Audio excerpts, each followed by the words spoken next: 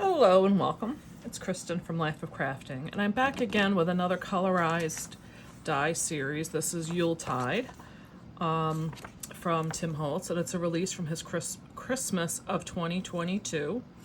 And this has 15 dies, and I fell in love with the look of this as soon as I had seen it. And I'm here to show you how you can find an easy way to start sorting these dies, making decisions so you can get this and not feel overwhelmed, and then how to store this stuff. I made 3 different colors. The green is one that I'll make as we go through, and here I have them set out in what I would say is the way to kind of think these through. Now let me put these aside for a second. Tim Holtz, when he makes these with Sizzix, they do mark the backs of these. And like this one says green 1. So these ones here are all green 1 through green 5, and it correlates to how the front of this package is depicted. So green is anything on here that is green, and that's how these are. Then he's got, these would be red 1, 2, 3. The berries, because they are red as well, he just calls them berries 1, 2, 3. And the bell is gold, so he called them gold 1 through 4. So I've put them in a grouping for the best visual of having you think through what these are.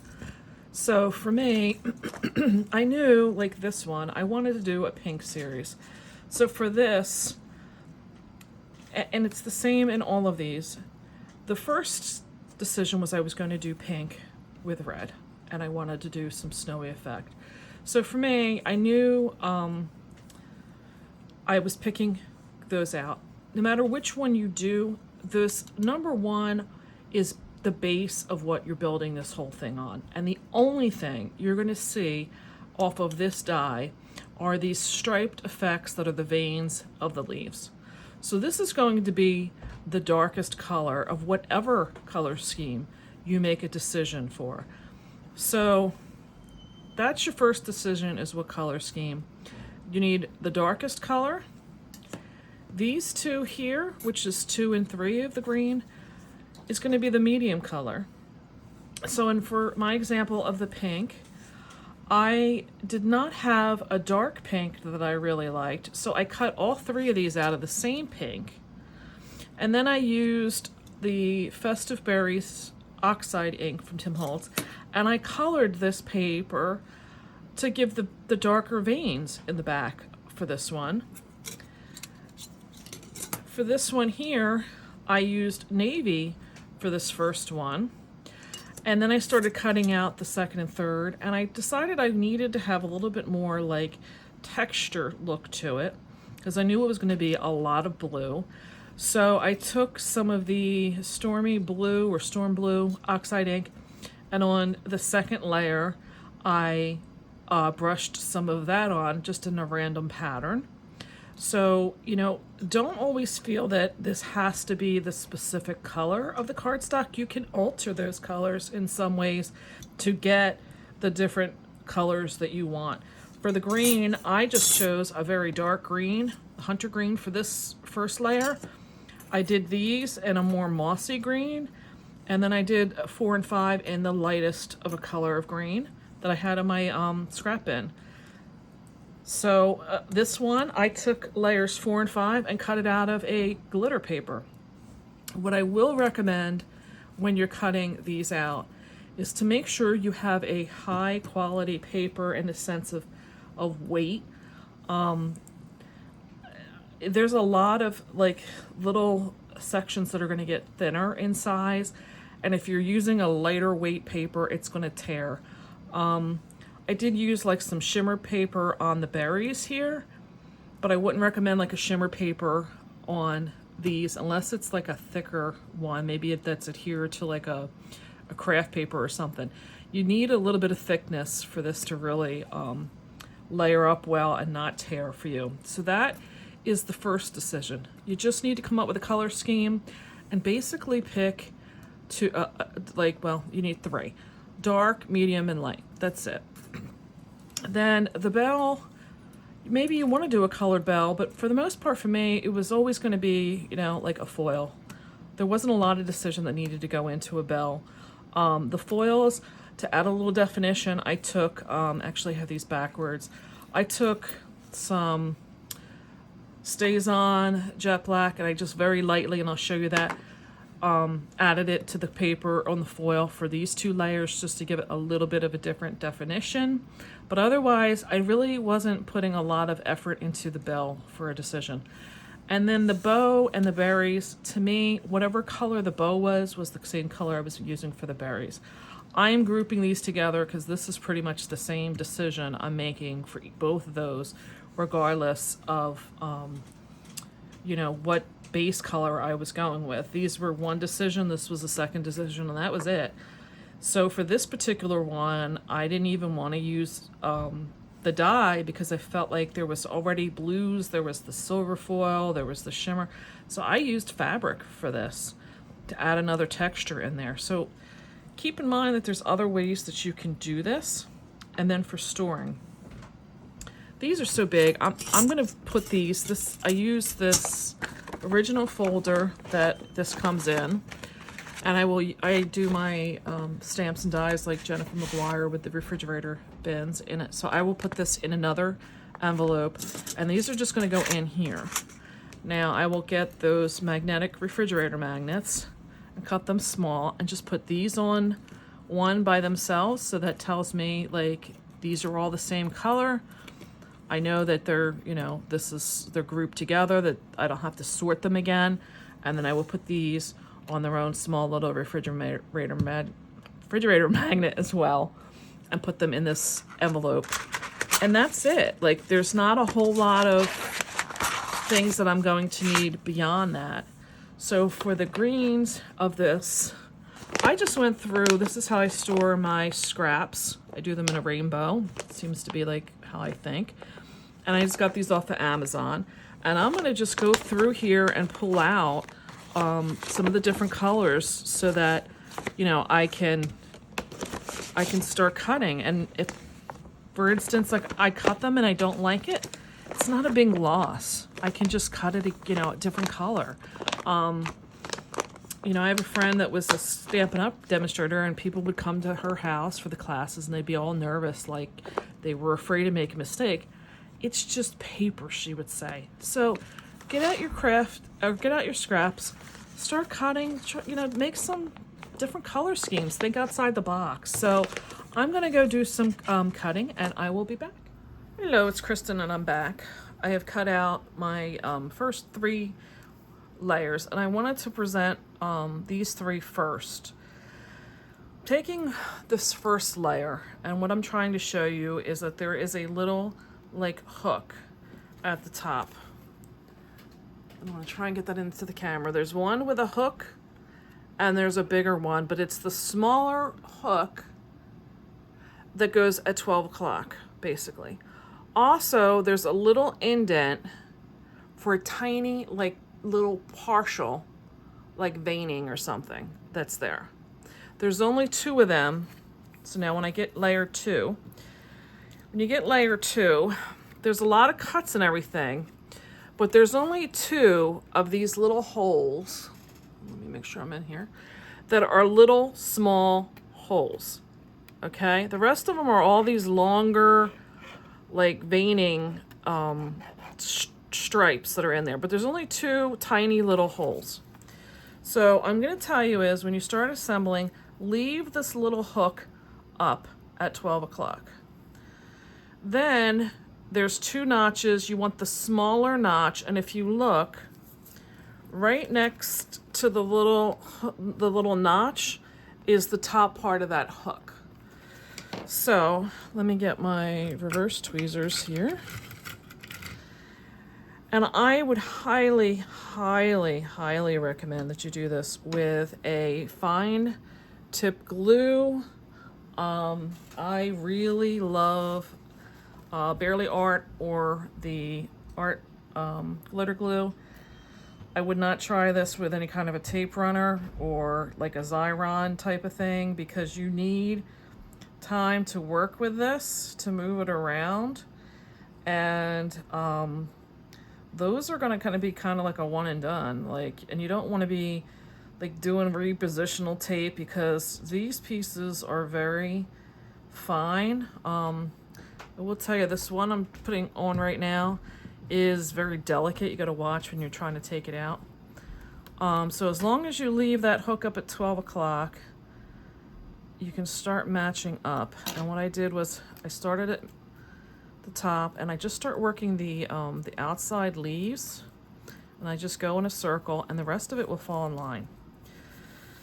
So now, if you notice, you have 2 notches. Like I said, put that back up at 12 o'clock. All right, I had to shut that off and come back because I wouldn't want to confuse anybody. This one has 3 things to punch out. One is a really tiny, like almost like the needle of my piercing tool size. One is a little bit more square in size. It's the one that's a little bit more like triangular in size that you want to put at that one that you had at 12 o'clock. So again, this one is going to get to be, like I said, they get to be a little bit more delicate as you go, but as long as you just do little dots, you can move this around on your other pieces and it's fine. Some of them you have to make sure you're getting in the tips of the leaves, because that's really like the only place where that'll start adhering down, like this one here.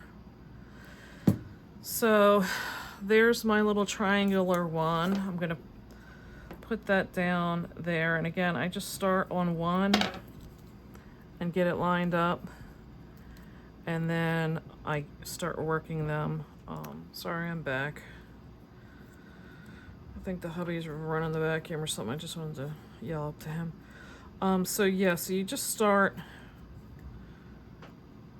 working at it from one, and you can start fitting the other ones along the edges, and they fit right in. Now, here was the other thing that I came to figure out before I start going to getting the other pieces. Keep this handy, because I keep talking about like 12 o'clock. If you were to take this and lay it down on his example, you can know that you have things going right if you just keep turning it, because once you get this locked in and you know like you're matching up to him, that's gonna make sure and tell you, like right now that is matched up exactly. It's the same scale and everything. So you can use this as a guide to tell you as well if this is going to be working out for you. Right here is where I was saying that little hook was. So I kind of moved it a little bit from his diagram, but this paperwork will give you a lot of assistance as well, of being able to dissect where things are going, and that's important for the next step, which is the ones I told you that are the these ones here, the 4 and 5, that are a little bit more unusual because they don't come out in a circle. You'll see that. So let me cut those and then I'll be back. I'm back, and I've purposely done this is I've left these on what I call my board, which is my bottom cutting plate. And this is what you'll see me do in probably quite a few of these steps that are coming up, because what happens is, this is 5 and this is 4.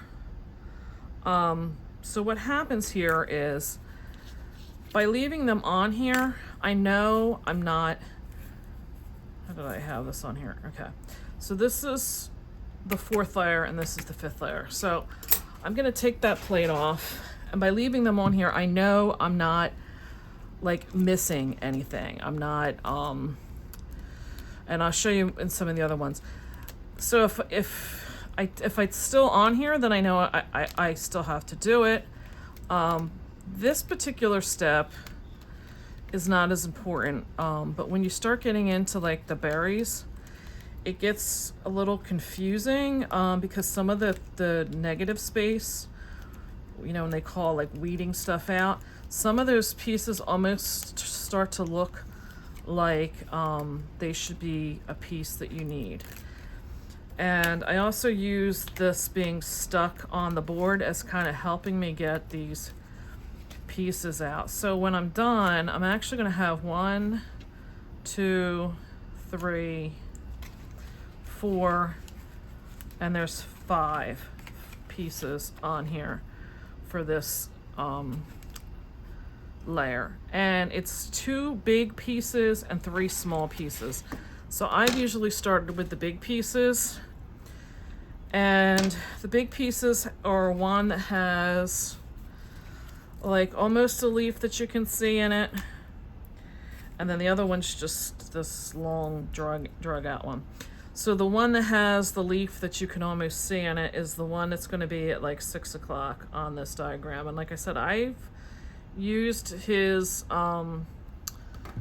front of this die to really be the thing that's helped me, because I know that these fall in here from keeping it on his picture.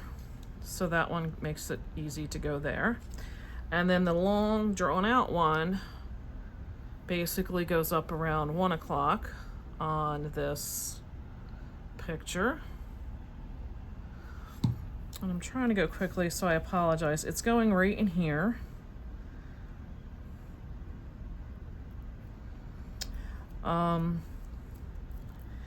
And then if you start paying attention, you'll notice like you only have like half of a leaf over here. So you have 3 pieces that are small. Like I said, I left them on the board so I know that they didn't get like thrown out or anything. And I kind of came up with a, you know, like what do they look like? And this to me looks like it's got like horns. This one has like a big chunk taken out of it. And then this one looks like it's kind of like almost a full leaf. So this one with the horns makes up the other half of that leaf that I just said was only like a half a leaf over here. This is the other half here. So if you start thinking about it in like I said, like what the shape looks like to you, and then just start laying it out like this one goes at like I don't know, like 8 o'clock, I guess. This is going to wind up being a other half of a leaf over here, because there's only a half leaf here. So I kind of started thinking about it like the hands on a clock, which could be for somebody like my son a hard time, because I don't think they taught, you know, 19-year-olds how to talk. No, he knows how to talk time. I'm just being smart, but maybe that wasn't a good joke. But anyway, this leaf, when you start looking, you can see he's got a lighter one right here, and that's kind of like at 11 o'clock. So that just fits right in there. So that's layer 4, and then we have left is layer 5. And pretty much the wreath is almost together, so I'm going to put those back in the container so I know they don't get lost. So I left that picture on there. So now you just got to punch these out. So I'll do this punching out and then I'll be back. It's Kristen and I'm back. So here's our 5 pieces. And then another reason why, like I say, is like you may get a piece like this. I just had this sitting there and I'm like, oh my God, is that a piece? But that's the inside of this. And that's why I say it starts getting confusing when you look at some of these pieces that you're like, oh my God, like they really do start looking like they should have a significance when they don't. So here we are again. I'm trying to get my stuff lined up with his sample. Why do I not? Oh, because I didn't put it back down right. So I look at his sample and I have the 5 pieces. And like I said, I do the bigger piece first. And out of the 2 bigger, I know this big piece is the one that goes down at 6 o'clock. And this is where like really having that fine tip on your glue is going to matter. And I just put little dots here and there. especially on these points, to make sure they're going to lay down. And I usually have a paper towel next to me to just wipe up the excess. So you can start following the outline of the holly leaves that are already there. This is just going to be like added shadowing on the top. So you just need to lay it down along the edges of those holly leaves, and you know you're good. Let me get myself a paper towel and wipe off any of this extra. And sometimes you start looking and it's like, oh, I didn't have that layer below it like good. There's so much going on with this that if you don't have it exactly matched up, nobody's gonna know. Nobody's gonna know that that was exactly like what it was supposed to look like. And by the time you had berries and stuff on there, don't stress it. Really, don't stress it. So I'm gonna add this one because, like I said, this is the next big one. This was the one that was up at like 1 o'clock. And start just working the outside edge, and then the rest of this lays down right over top. This one kind of has like a drippy appearance to it. Like if you look at his picture, there's like this like little like section that looks like it's like dripping. So that was the other thing like I remember too, like to look for. Then that didn't even get down on there laying right. Then we have the other 3 parts, and like I said, this is like reading the clouds. It's like, to me, these are those horns again. So, you know, I may see horns, maybe you see something else, maybe you see the letter V or something. Just make it in your mind something that you're going to remember. When I didn't even punch out this one section. Just, you know, say to yourself, you'll come up with something, and if you have to, write notes down to yourself, so that if you want to use it again, you know what to look for from, you know, one section of time to the next. Like I said, for me, I remember that like this makes the other half of that one leaf that we just put down, and like I said, I just kind of work it along the edge.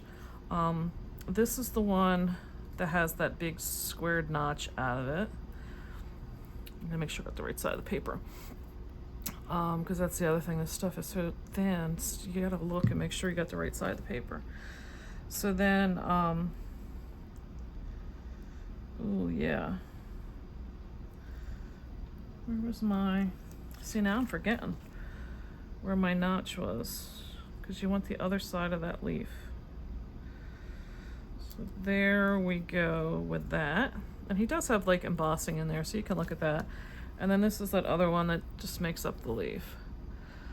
So from here, I'm going to probably do my berries. And I just have to pick again, why that's like sitting off and drying, 3 shades of red. And like I said, I'm going to do the berries and the bow the same. So I actually have sitting here from doing my pink one some scraps, and these are just, like I said, 3 miscellaneous sheets. I have a dark, a middle, and a light. And here's the one I tried with the festive berries, and the festive berries was so close to it, all I did was add a chalky appearance to the top.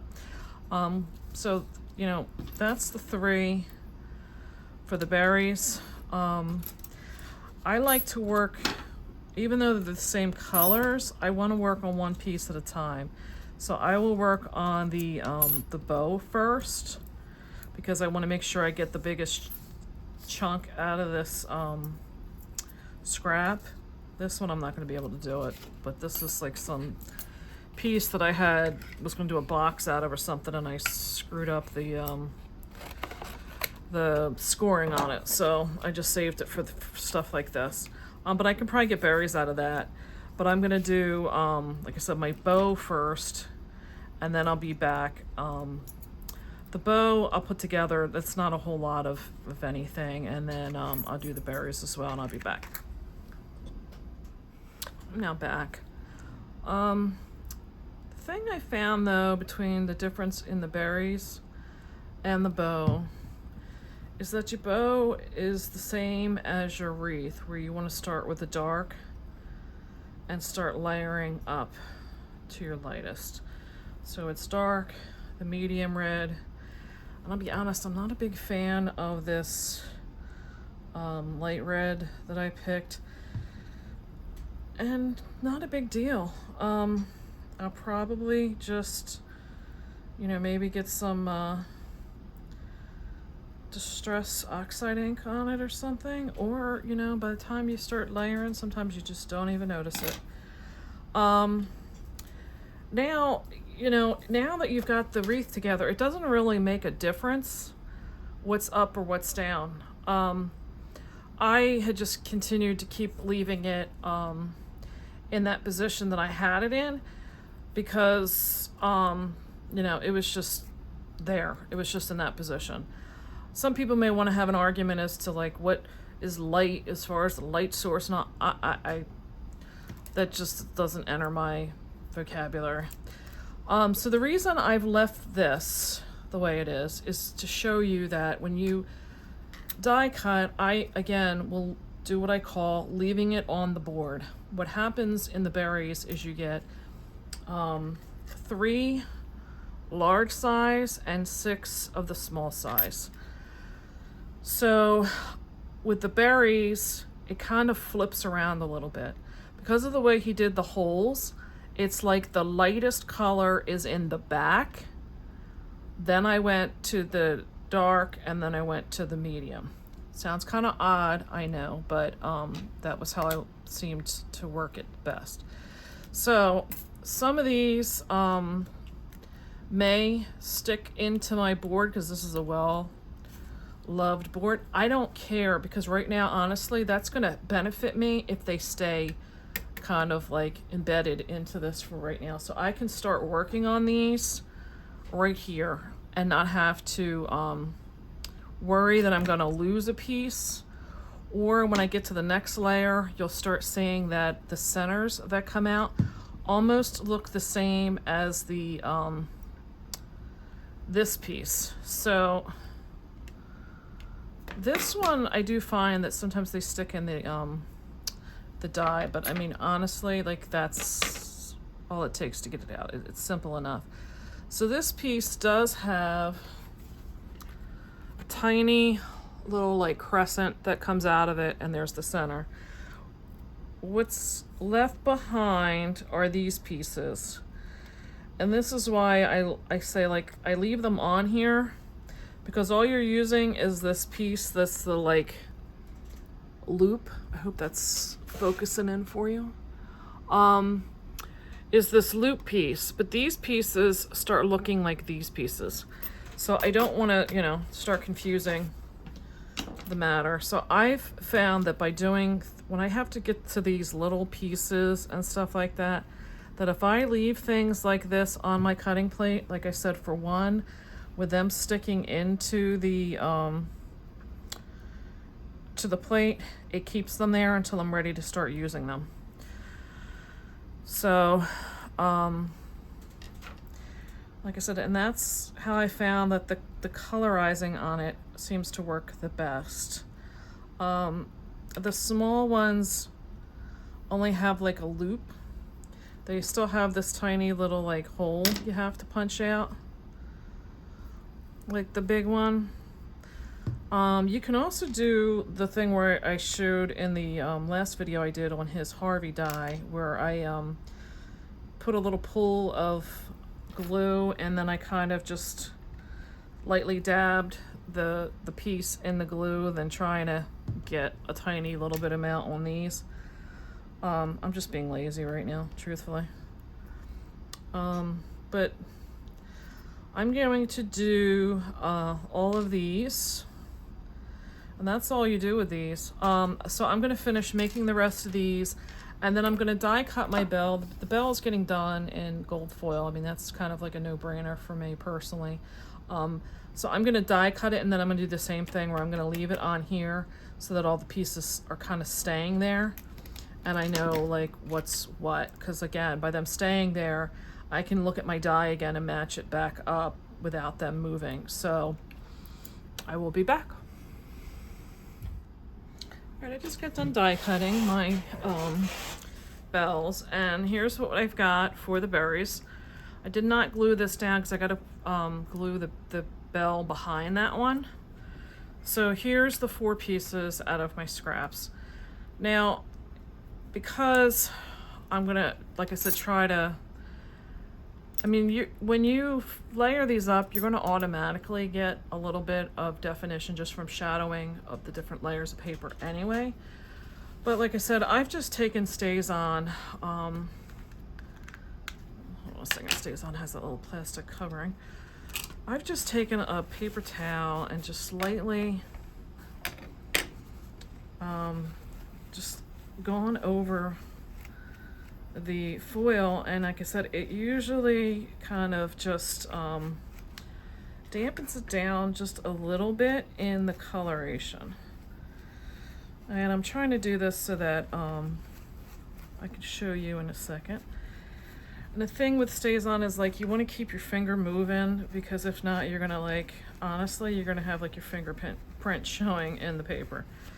So I have such bad lighting, you're not really gonna be able to see it. But again, it's gonna give it just a little bit of a darker color, and I'm doing this on the first and second one only because that's gonna be the part that's kind of in the back. Then you're building up with 3 and 4. So I'll try to kind of see if I can get the, I don't know if you can really see there's a difference, but like I said, it's not a lot of difference. I'm only doing it just to give that appearance of having a shadow towards the back. And I've left them on here as well. I'll show you in a second. There's some pieces I honestly, I didn't use. I wasn't exactly sure where they went and just left it. So this is 3 and this is 4. 3 has what's going to be like the front of the bell and the clanger for inside, and there's a little indent over here that matches up. And again, I keep a paper towel just to make sure I'm not getting any extra glue where I don't want it. And then the little clanger has the same thing as a bell, where there's just a tiny little section that you poke out of it. And he's got that facing down, but honestly, it's almost centered. I wouldn't sweat it if you're not exactly getting it on there the way he's got it. And then yeah, this is what happens when you're working with foil, that it just doesn't, it takes a little longer to dry. And now I've got glue where I don't want it, and that's taking a little bit of the StazOn off. So then you've got this piece here. There's almost looks like a fingernail indent, the shape of a fingernail in there. And that just goes right in there, and then it follows the side will just follow the side of the bell up. And trying to keep the glue off because I'm a mess.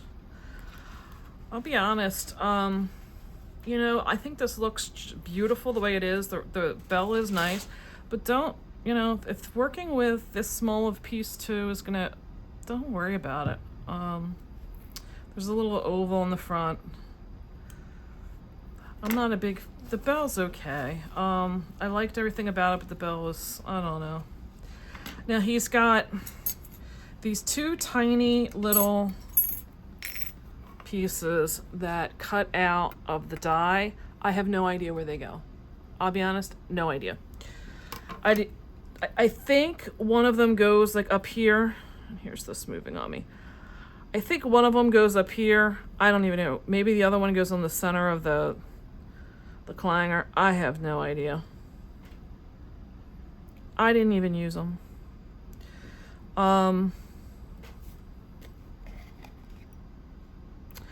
Again, I tried to show you the what that stays on did.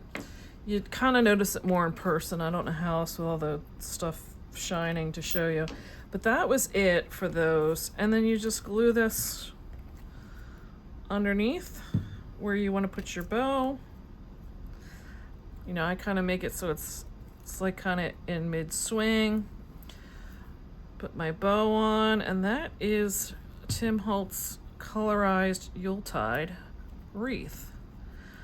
I have to say, yes, it took a little bit of time to do it, but this is going to be like the card. When you make this like that, you don't have to do anything. Like the paper, like I could picture this particular one with like a really nice plaid, maybe with a little bit of a gold foil in the plaid, but I don't have to do anything else. Nice sentiment or something, and then that's going to be it. So that is the, let me just make sure I'm getting this in frame. That is the green one. I don't even know if you noticed, but I do have some papers in here that have textures and some that don't.